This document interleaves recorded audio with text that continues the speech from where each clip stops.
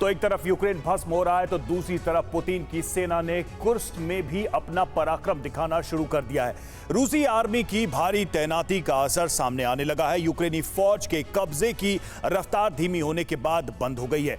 Ukraine के सैनिक कई इलाकों से वापस लौट रहे हैं। करीब 1 दर्जन गांवों को रूसी सेना ने कब्जे से मुक्त करा लिया है। बाजी पलटती देखकर ज़ेलेंस्की ने अपने यूक्रेन पहुंचे सबसे नए हथियार से कुर्स्क में जंग लड़ने की ठानी है। अब कुर्स्क वॉर में F-16 की एंट्री होने वाली है। हवा से प्रहार के जंग का रुख बदलने की कोशिश हो। दुश्मन को उसके ही घर में घुसकर मारना बहुत जांबाजी का काम है।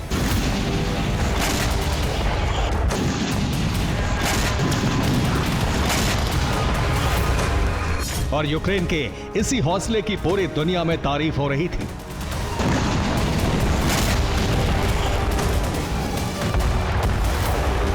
लेकिन सबसे बड़ी चुनौती होती है दुश्मन के इलाके में टिके रहना। मुकाबला करते रहना और दुश्मन से उसी का इलाका छीन लेना।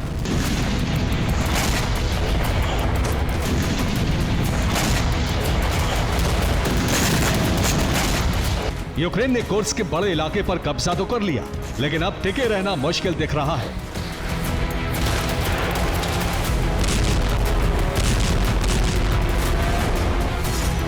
क्योंकि कुर्स्क में रूस का पलटवार तेज हो चुका है। कुर्स्क में रूस की स्पेशल बटालियन पहुंच चुकी है।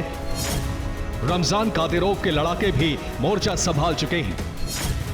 यूक्रेनी सेना पर बड़ी ताकत के साथ हमला हुआ है।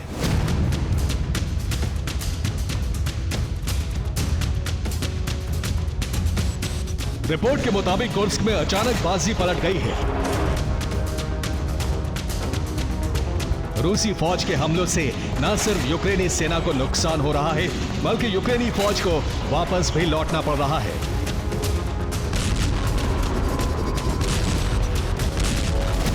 मैं इस वक्त यूक्रेन के सूमी प्रांत में मौजूद हूँ। यहाँ से महज कुछ किलोमीटर की दूरी पर रूस का वो कुर्स्क शहर है जहाँ पर यूक्रेनी सेना दाखिल हुई और इस वक्त वहीं पर वार और पलटवार चल रहा है। इस बीच रूस के पलटवार के साथ पूरे सूमी में विध्वंसक हमले भी हो रहे हैं।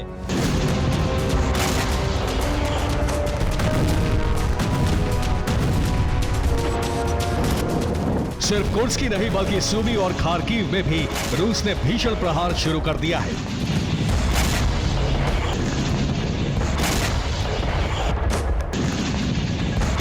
सूमी बेहद अहम लोकेशन है क्योंकि यहां से कुर्स्क में घुसने का रास्ता है।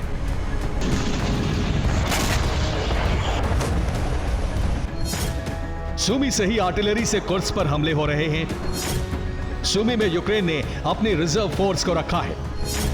कुर्स्क में हथियार और सैनिक की सप्लाई भी कुर्स्क से हो रही है। कुर्स्क के लिए सूमी में ही नेटो हथियारों का गोदाम बनाया गया है।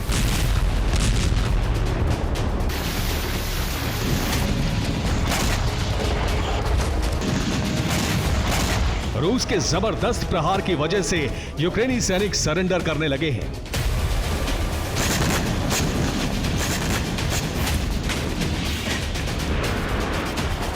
कुर्स्क में पलटी हुई बाजी को संभालने के लिए ज़ेलेंस्की ने नई योजना बनाई है।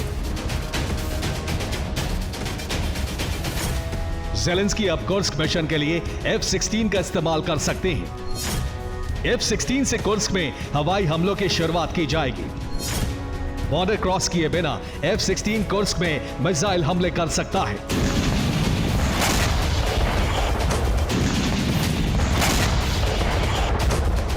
कुर्स्क में रमजान कादिरोव की चेचेन बटालियन और स्पार्टा बटालियन के पहुंचने के बाद यूक्रेनी सेना कमजोर साबित होने लगी है। रूस की वायुसेना अपनी फौज की पूरी मदद कर रही है।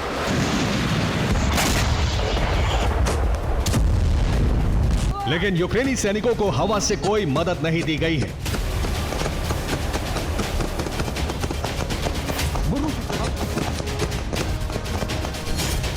यही वजह है कि अब रूसी सेना ने दावा किया है कि रूस ने यूक्रेनी कब्जे से करीब 1 दर्जन गांवों को छुड़ा लिया है। यूक्रेनी सेना पर हमले के दौरान कई विदेशी लड़ाकों के शव मिले हैं। कुर्स्क में अमेरिकी और ब्रिटिश लड़ाकों की मौजूदगी के कई सबूत मिले हैं। सोमवार को यूक्रेन पर भीषण हमले के साथ ही कुर्स्क में भी रूसी सेना का ऑपरेशन जारी रहा। 24 घंटे में ही यूक्रेन के कई सैनिकों को ढेर करने का दावा किया गया है। कुर्स्क में युद्ध के बीच रूसी सेना ने 2 और इलाकों को कब्जे से मुक्त करा लिया है। ये कुर्स्क का निज़निया, परोवा और निवेच है। यहां रूसी अर्बत यूनिट ने हमला किया था। हमले में यूक्रेन के कई सैनिकों की मौत हुई और कई वाहन जल गए। रूस के बेहद तेज प्रहार की वजह से 24 घंटे में ही यूक्रेन के 1900 सैनिकों की मौत हो गई। कुर्स्क मिशन में कुल 6200 यूक्रेनी सैनिकों की मौत हुई। 73 टैंक भस्म कर दिए गए। कुल 498 यूक्रेनी सैन्य वाहन नष्ट हुए हैं। कुर्स्क में नाटो के हथियार भी नष्ट हो रहे हैं। रूसी फौज ने अमेरिकी अब्राम्स, ब्रिटिश चैलेंजर 2 टैंक और कई हाइमार्स को नष्ट करने में कामयाबी हासिल की है। कुर्स्क में यूक्रेन के नुकसान का ग्राफ बढ़ने के साथ सूमी और खार्किव में भी रूस के हमले तेज हो गए हैं।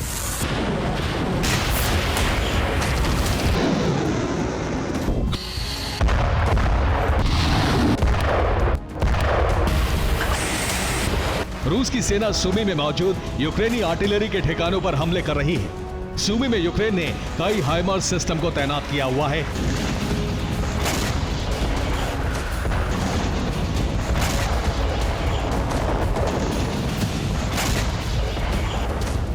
सूमी में रह रहकर धमाकों की आवाज गूंज रही है। सूमी के फ्रंट लाइन पर हाइमर्स की तैनाती कर दी गई है, जिससे कुर्स्क में यूक्रेनी फौज को कवर फायर मिल रहा है। और इस बीच खबर ये कि रशिया लगातार सूमी पर हमले कर रहा है, जिसकी वजह से इस तरह की तबाही मचती जा रही है। इस बीच रूस में एक बार फिर एक तेल डिपो धधक रहा है।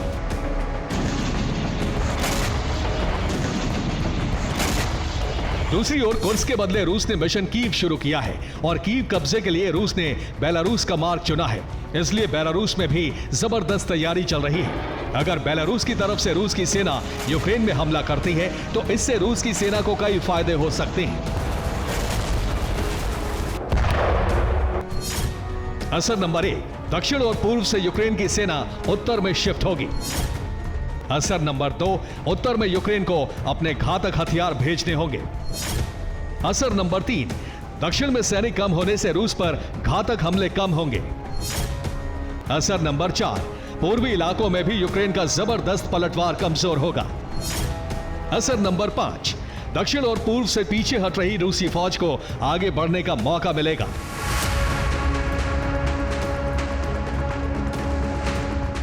एक्सपर्ट्स के मुताबिक बेलारूस से अटैक करने के बाद कीव पर कब्जे की जंग एक नए सिरे से शुरू हो सकेगी। यूक्रेन की फौज को कीव की रक्षा के लिए कुर्स्क को छोड़ना पड़ सकता है। पुतिन की कोशिश है कि वो बेलारूस की सेना की मदद से यूक्रेन पर अटैक करें। बेलारूस बॉर्डर से कीव की दूरी सिर्फ 230 किलोमीटर है। बेलारूस बॉर्डर से कीव तक पहुंचने में 3 से 4 घंटे लगते हैं। बेलारूस से घुसने वाली सेना कीव को घेर सकती है।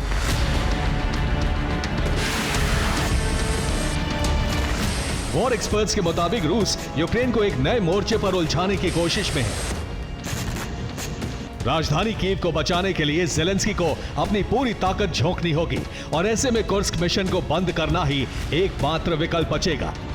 Bureau report, TV9, Bharatvarsh.